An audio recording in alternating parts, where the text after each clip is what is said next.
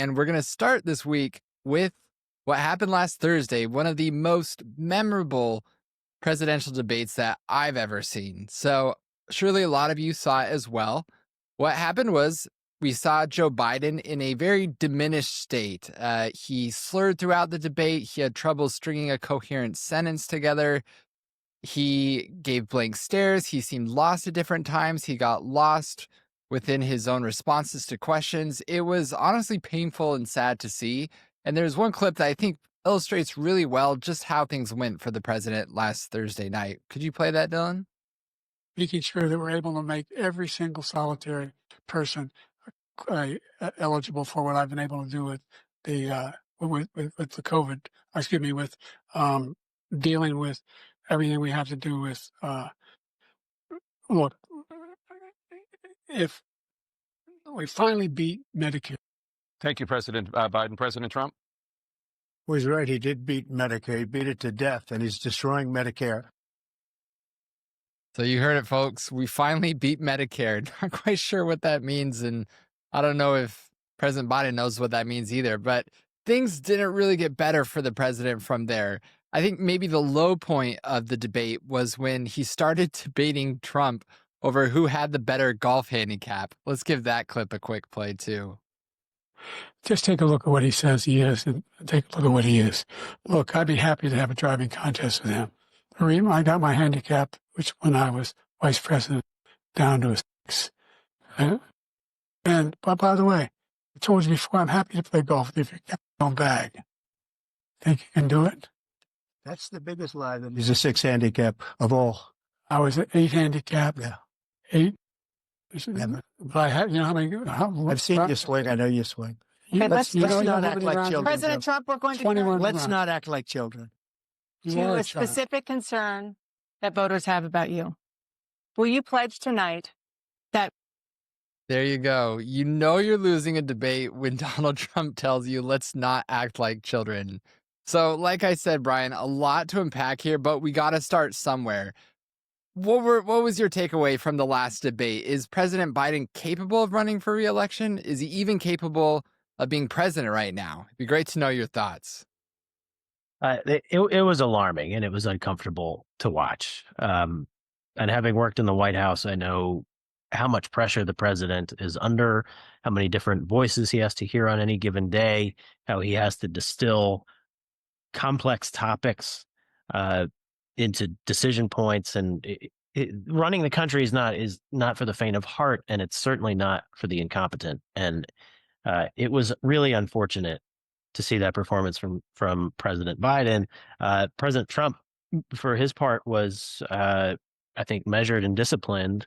I do find it hilarious that the point at which President Trump seemed truly troubled and outraged was when it came to golf, because we know he loves golf and he's really passionate about it and he's really good at it, frankly. And made the point that he has recently won club championships, not senior championships, the regular ones, against golfers who are, your age and my age. So the debate overall was, it was troubling to see the president of the United States in that state. But I also think it gave people, pretty clear contrasts in terms of their choices. President Trump did a nice job of looping in the immigration issue, even into the Medicare subject. He pointed out the variety of hoaxes that needed to be debunked. It gave people, conjured images in people's heads of how often they've been lied to by the kind of Washington, D.C. blob when it came to the Charlottesville hoax or the 51 Intel officials in Hunter's laptop, or, these sorts of things were really brought back to people's memories. And I think fair-minded people view that and think, man, President Trump maybe didn't get a fair shake, or maybe he was portrayed differently in the media than he is in real life. And a lot of polling data suggests that, people did feel like they were better off when Trump was president. And then when you combine it with the fact that President Biden really didn't seem to be all there, and you've lost key members of the media who are generally his supporters, You've lost a lot of senior Democrats who are now saying, code red, something has to be done. And then in the aftermath, there was this profile of the first lady on the cover of, I think it was Vogue, where she talks about what it's like to be in power and ride around in a motorcade and have the world stop for you. Um, it, I mean, talk about ill-timed. I mean, whoever the staffer was that set up that profile, I think is not having a good day at work or a good week at work, because it was just maybe the most tone deaf, out of touch, and ill-timed profile I have seen in my career. So, and it suggests that the first lady really enjoys being the first lady and living in the White House and having the trappings of power, and that maybe that's one of the driving forces here pushing President Biden to run, which should not give any American voters confidence that they're in it for the right reasons or that they're in it for making sound policy. It's, they're in it to maintain power. And we'll get into a discussion of, kind of rule by experts a little later in the show and why that may play into this as well. But those are kind of my takeaways. It was really troubling to see the president in that state. It gave voters a really clear contrast on policies like immigration and economic policies and how often they've been lied to in recent years by sort of more establishment forces, which ties into our discussion last week, Sam, of how it seems to be these techno optimists in the Bitcoin and crypto industry, venture capital, kind of joining forces with more middle class, blue collar Americans who have felt left behind by legacy institutions, and then them kind of going against the forces of the so-called establishment, which seem to be maybe propping up. I mean, that's a kind of a loaded term, but kind of propping up the Biden presidency. So it sort of sets the stage for the remainder of this campaign if President Biden remains in it. But having seen how hard the job is of president, this was really, really troubling to witness. Extremely troubling. And I think it's ironic that the Democratic Party, again, it's got the name democracy in the party label. They're the ones saying that if Trump is elected, it's a threat to democracy, when the same party is propping up a president who doesn't actually seem to be the president. He seems to be an avatar, a puppet of sorts for other interests. And in the background, you have who knows who running the country. I assume it's a cadre of senior aides and officials who are really running the show here. Whatever it is, those people are not democratically elected. So I think it has a lot of people stepping back, not only asking themselves, can Joe Biden be president again? But is Joe Biden president now? Is he the one who's been running the country for the past few years? There were actually reports in some media circles going as far back as 2019 where people had concerns about Joe Biden's cognitive state. So that was even before he started running for election in 2020. But we can only assume that it's gone worse since that time. And I think the American people can see clear as day that that President Biden is not in a good cognitive state, which raises an interesting question. How did this happen? How is it that we appear to have a man, and again, I'm no medical expert at all, but I've seen people in my own life start to decline cognitively as they get older. And so you don't need a medical degree to see the very clear signs of deterioration. And you can see them in President Biden. It's really depressing. But I guess that's my question, Brian, is how did we get here? Do you think Democrats and even middle of the road Americans who watched last week's debate and seem to be shocked by the president's mental state, do you think that shock is genuine? Do you think they really didn't know? Or do you think that they did know and it's just now okay to talk about it in a similar way that the emperor has no clothes, and once the boy shouts, hey, the emperor's got no clothes, then everyone feels free talking about it? What are your thoughts on that?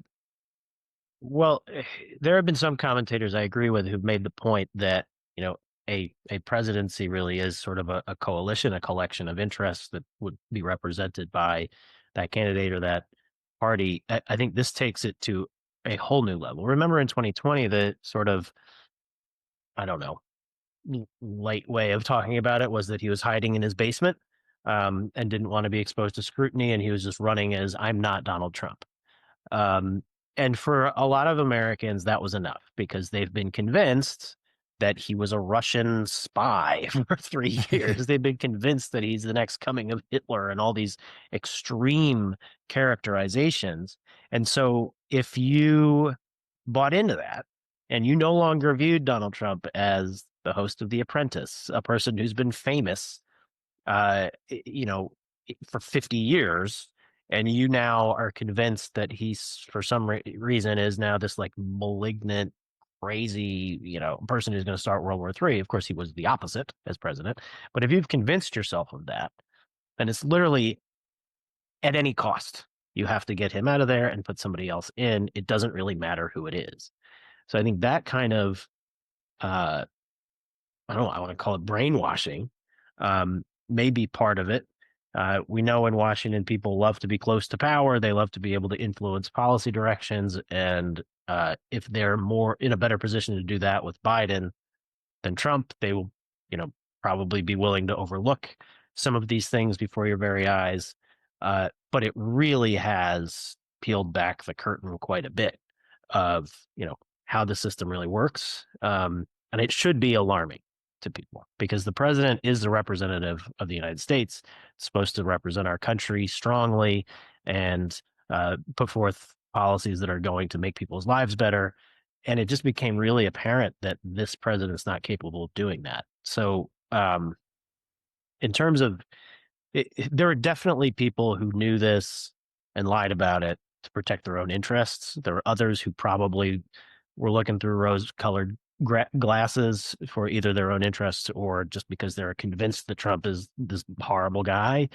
But anybody who's been paying attention and has eyes and ears and a brain and a fair mind, this did not come as a surprise.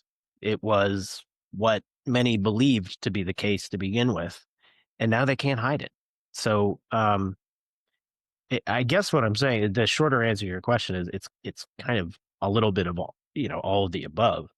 But the really stark reminder for some and revelation for others is that this man is not up to the job.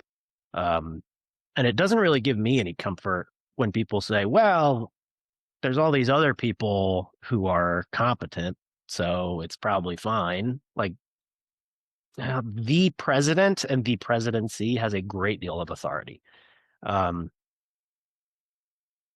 to prevent or declare war, to set the economic trajectory of the country. I mean, really, really critical issues. We cannot have a president who's failing to function as a human. So whether people are realizing that for the first time or they're having the veil removed, the same conclusion is reached, which is how to, we can't proceed like this. It's really scary that it has gone this far, but he's in office another 7 months. That should be alarming to everybody. And after the debate, when you saw him with Mrs. Biden, Dr. Biden, at that rally, and she was kind of baby talking to him, you did so good, Joe. You answered the questions. Like, holy moly. And then that combined with the Vogue feature, it conjures up the, Edith Wilson images. With the benefit of hindsight, historians, I think, have kind of determined that the latter portion of the Woodrow Wilson presidency was actually carried out by his wife because he was deteriorating and he was not really able to run the country. That's not a bright spot in our history, but it seems like it's kind of repeating itself at this point. So highly alarming, to say the least. Yeah, extremely alarming. And Brian, you brought up Dr. Jill Biden's Vogue cover. Do you mind pulling that up, Dylan? Like you said, really bad timing. And what we have going forward is we're going to see a civil war within the Democratic Party that will decide, will Joe Biden stay or will they nominate somebody else? And there's going to be a lot of power brokering that goes on behind the scenes. And it appears like the Biden family pulls significant weight in this situation. Would you mind pulling up? I believe it's in New York. Yeah, this one.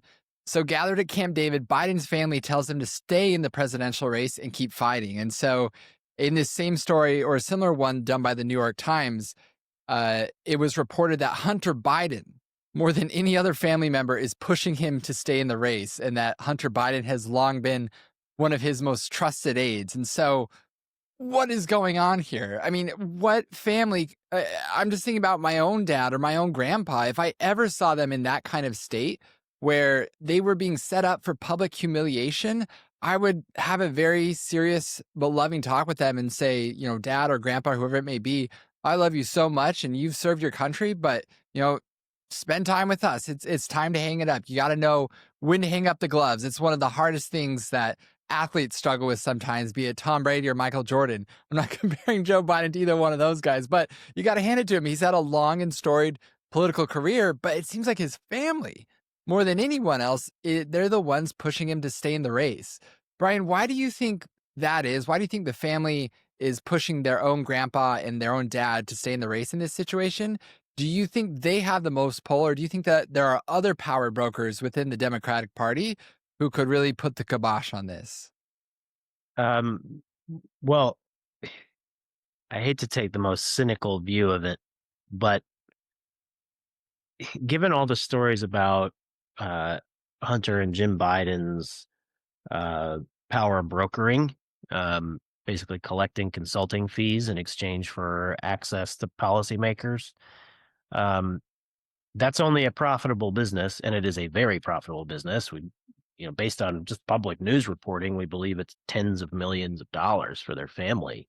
That business dries up if they're not in power.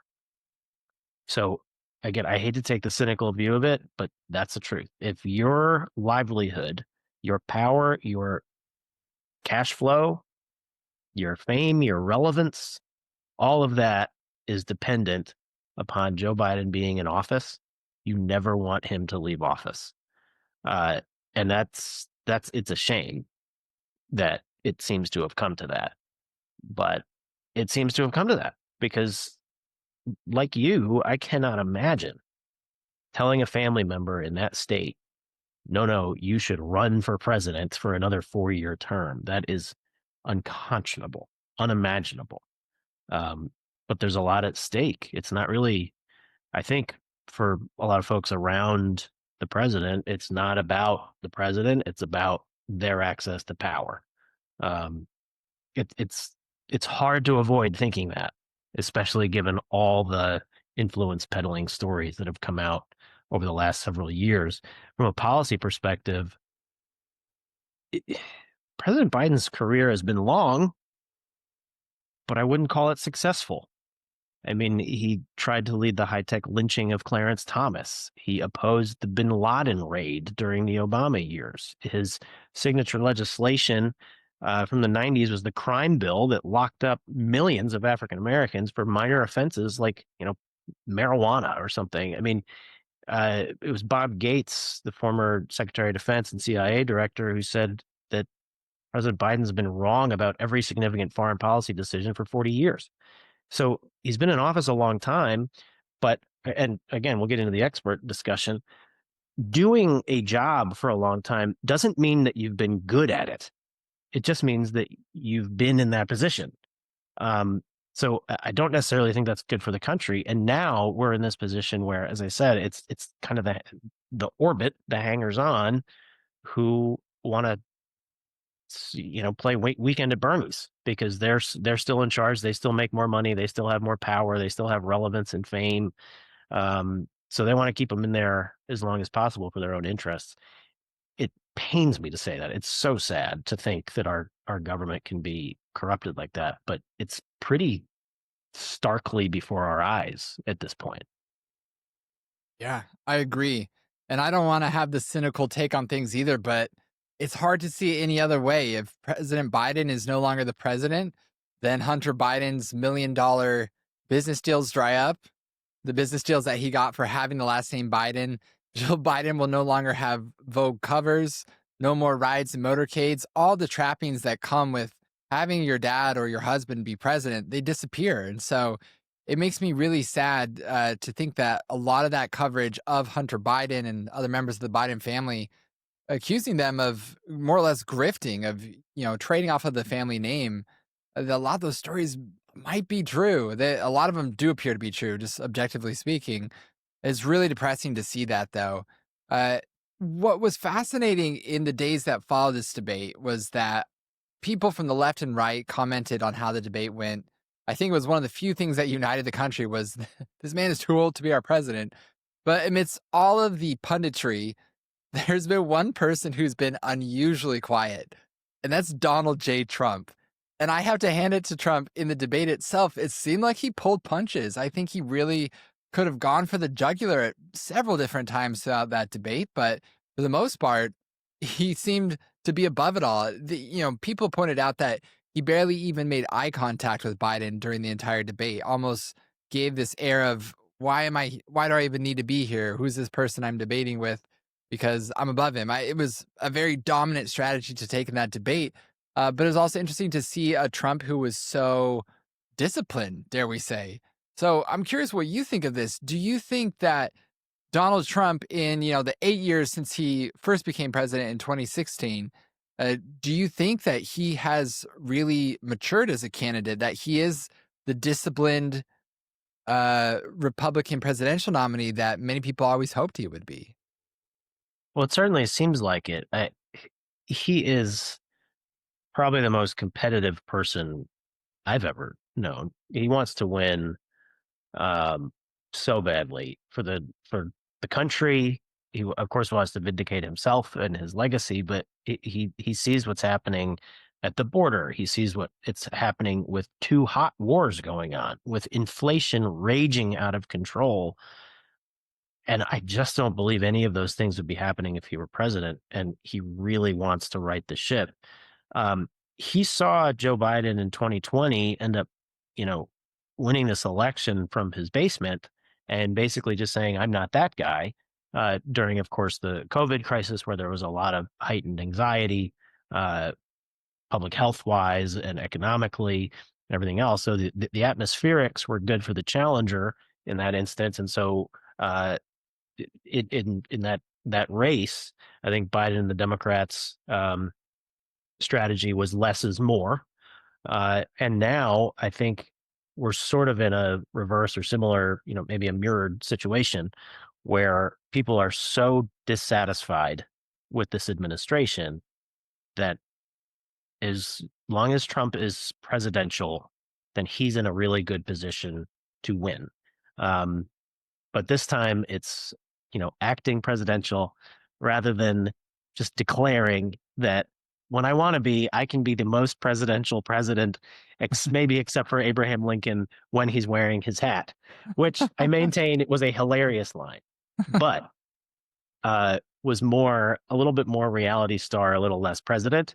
And I think he's leaning more into, being presidential. He also understands the stakes and the severity of these issues, I think, a lot more. They've become more acute in the intervening years.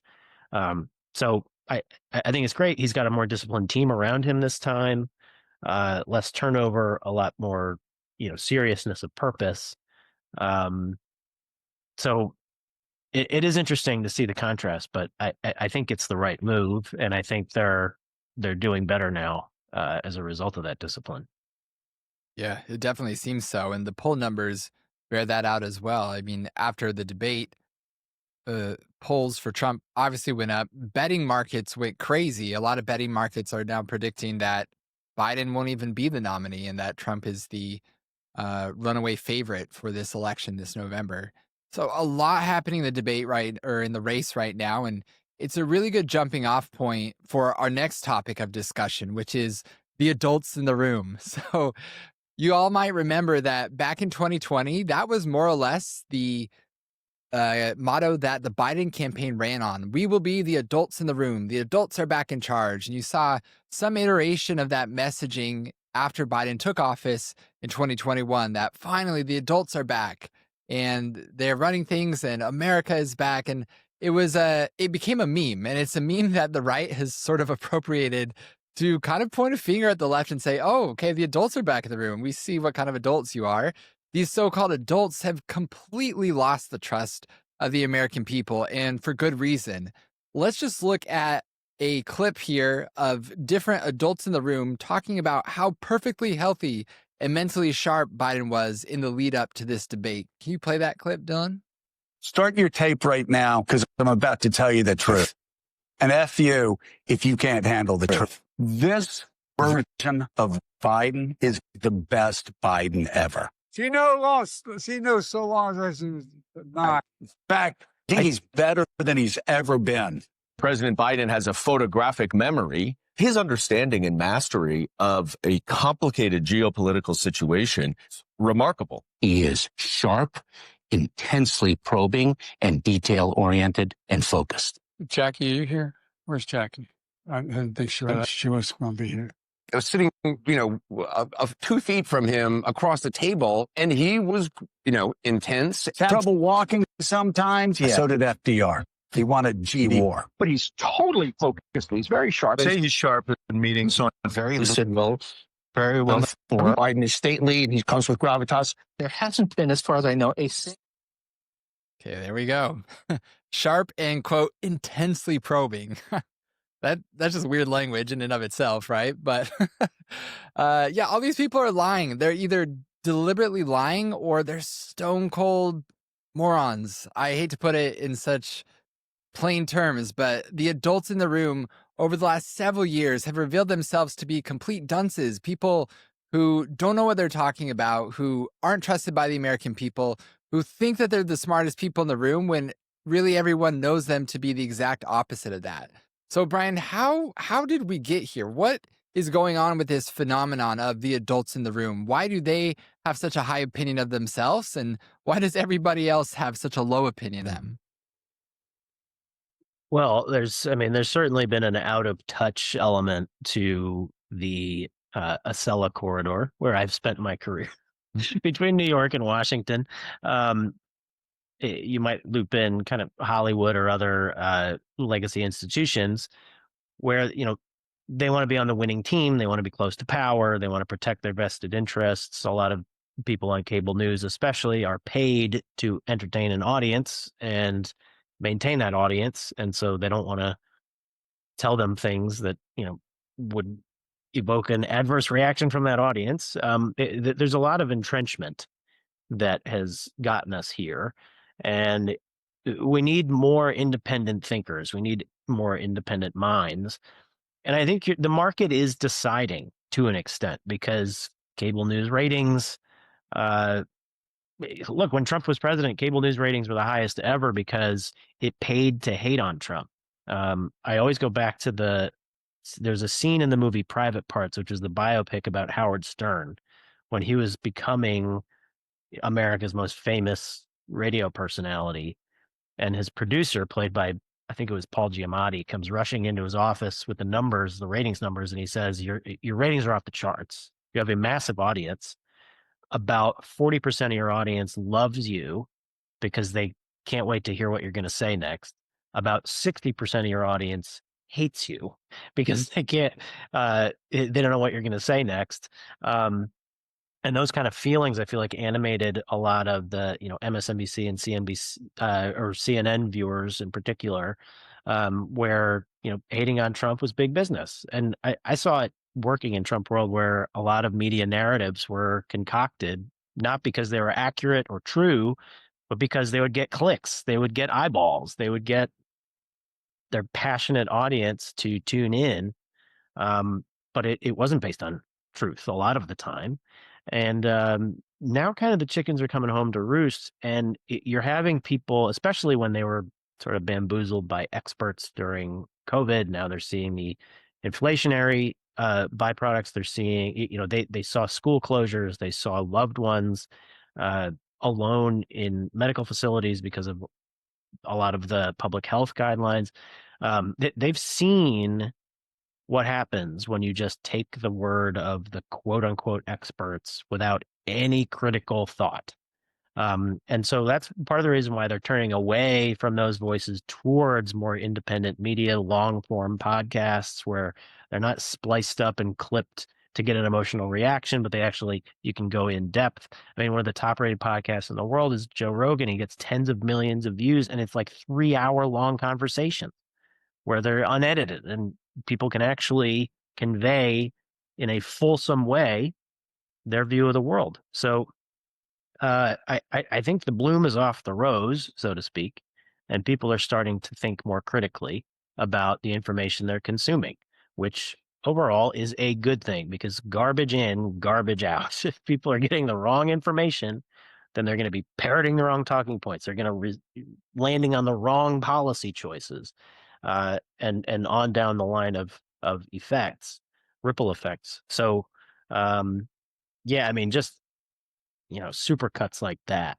are so illustrative of how we've lost our way. It's about protecting entrenched interests, not conveying information to the American people. But hopefully, more and more people are waking up, and they're gonna look with a critical eye towards some of these things, and understand. All right, cui bono? Who benefits from this? If you're trying to lead us to this conclusion, whose power does that enhance? Whose income does that enhance? And so you can kind of consider your sources. I remember learning that lesson when I was a young kid in school. But a lot of people seem to have forgotten it in recent years, but now maybe they're waking up again, and that's a good thing. Yeah, it's really encouraging, and it's about time because the track record of the experts over the last 5 years has been absolutely abysmal. And to really drive that point home, we've compiled a top 10 list today, top 10 expert flubs over the last several years. And we'll just go through one by one and chime in, Brian, if you feel like you want to weigh in on any one of these. Let's start with the one that we just talked about, which is the lie that Biden is, quote, fit for duty with no signs of serious physical or neurological decline. This is according to the claim of his doctor in the White House. Clearly not true. And the American people saw that for themselves. Again, you don't need to be a medical professional to recognize that the president is very unfortunately not who he used to be. Even 5 years ago, you can see clips comparing and contrasting Biden public speaking in 2019 versus 2024. Completely different person. Very sad. I feel like we've probably beat that horse, Brian. We'll go on to the next one then. Yeah, I'm actually running a little bit tight on time here, so I just have a few more minutes, so we should try to run through them quickly. Yeah. Okay, so racism is a greater public health threat than COVID. That was the pretext for the Black Lives Matter protests in 2020. We'll go to the next one. Masking and social distancing are the best ways to prevent COVID transmission. Well, as it turns out, there wasn't really much scientific backing for that. I'll just read through them. COVID had a natural origin, was not the result of a lab leak. As it turns out, it was very likely the result of a lab leak. Inflation is transitory. That's a classic. The Hunter Biden laptop is Russian disinformation. Not true. Then we have 3 Paul Krugman specials. The Trump presidency will lead to an economic recession across the globe. Actually, the economy was stronger than any other time. Then another Paul Krugman special. The internet is a fad and will go the way of the fax machine. Evidently not true. Finally, one of my favorite Paul Krugman ones, Bitcoin is evil, not to mention worthless. Yeah, he got that one wrong. And then finally, and Brian, maybe this is how we end today. We have most recently the experts telling us that Trump's tariff proposal will lead to unprecedented inflation and economic ruin. Your thoughts on that expert take? Yeah. So great list, first of all, and should, again, open people's eyes to, holy cow, I wonder why they were saying all these things. The tariff issue is the most recent one. There were 16 Nobel Prize winners who signed on to a letter saying that Trump's tariffs will lead to a trade war and inflation and all these horrible things. It doesn't take a rocket scientist to dissect what's going on there. The lead author of the letter is a loyal Democrat who also predicted that inflation would be transitory, and said that it was basically trying to lead people to believe that it wasn't the result of President Biden's multi-trillion-dollar spending spree coming off the heels of the COVID pandemic emergency spending. we lived through the Trump presidency. He used tariffs to great effect to basically spur the renegotiation of trade deals on a bilateral basis and stop ceding so much control to multilateral global institutions. Markets reacted at first with some volatility, but things smoothed out over time, and we ended up putting American workers and manufacturing industries in better positions afterwards than they were before.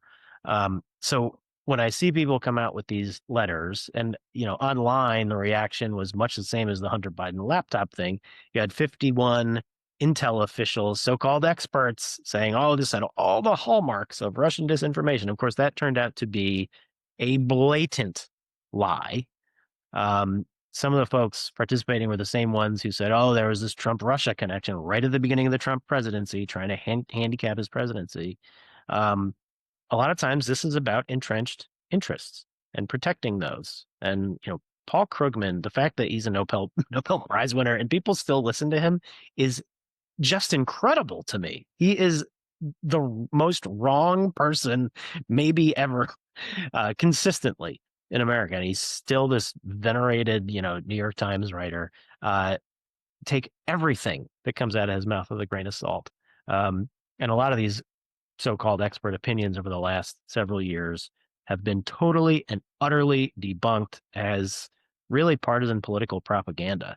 So hopefully this is a great list that illustrates just how wrong the experts have been in recent years. And again, America is about individual empowerment. It's about using your mind, critically thinking, and thinking who benefits from this. Well, I was with President Trump at a press conference when they had said that BLM protests were fine, but Trump rallies were super spreaders. Like, if that didn't open your eyes to the team sport mentality of a lot of public health officials, I don't know what will.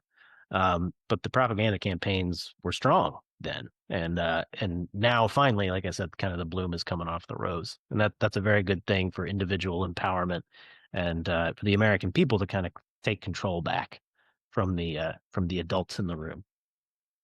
I agree 100%. When you hear the word expert, you should think the word partisan. That's what I tell people who have questions about this issue, because the experts have revealed themselves to be politically aligned with leftist interests over the past decade. And like you said, the market seems to be correcting itself, which is really encouraging news, but it's still going to be a bumpy ride until then. So really interesting things going on in politics and policy right now. Brian, I know we're a little pressed for time today. Is there anything else you want to touch on before we close things out? Yes, just one thing. The Chevron Supreme Court decision came down this week. Dylan, can you put up a tweet I had sent you from our friend Josh Steinman, Navy veteran, served on the National Security Council under President Trump. He points out that one of the reasons that Chevron case is important, getting rid of the deference to federal agencies, is that it has real life implications. And he points out idiot regulators have been telling appliance manufacturers how to build stuff for decades, and it's time to go back. He's completely right.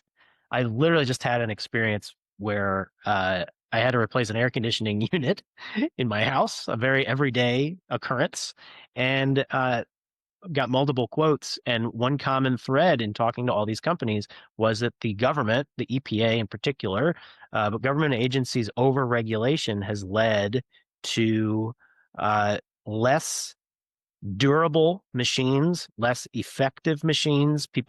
They're more expensive and people have to replace them more often. So Josh in his tweet was talking about, I think it was washing machines. The same is true of air conditioning units and many other things. The so-called experts are leading to higher costs, less efficiency, less effective devices.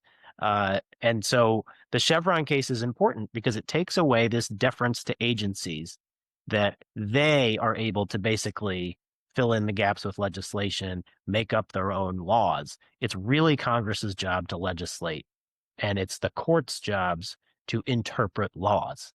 Agencies have to stay within the bounds of their circumscribed authority from Congress. They can't make it up as they go. That's a great, great, great development for the American people, restoring a functioning constitutional order, all the screeching and rending of clothes about, but the experts. I think our previous segment shows why that is an unhealthy attitude for the country. And this more, like I said, restored constitutional order is going to lead to better policy. Our system of laws, our system of rules has led to the most prosperous and strong country in history. We need to get back in that direction. So I think this case goes a long way in doing that. So thanks to our buddy Josh for that very blunt but thoughtful tweet. Yeah, I love the quote, idiot regulators. I think they really have caused so many issues for businesses across the country. So yeah, it's a rough time for the administrative state, right? Their president, who they've used as an avatar to push through their interests, has been shown to be someone who's not capable of being president, who seems to be suffering from severe cognitive decline. And in the same week or in the same span of a few days, we had the Chevron case, which severely hamstrings the administrative state from pushing through regulations which were harming businesses and harming individuals as well. So fascinating times in American politics. I know we're a little short on time today, so that will probably close us out. Anything else, Brian, or you think we're good for today? I think that's it. Follow us on Twitter at MorganSternNJ, at SamLyman33. Like and subscribe to the pod and send us feedback. Send us notes, DMs, or any other method. Let us know if you liked something, you don't like something, you want us to dig into another topic. Feel free to reach out. But thanks for watching, everybody.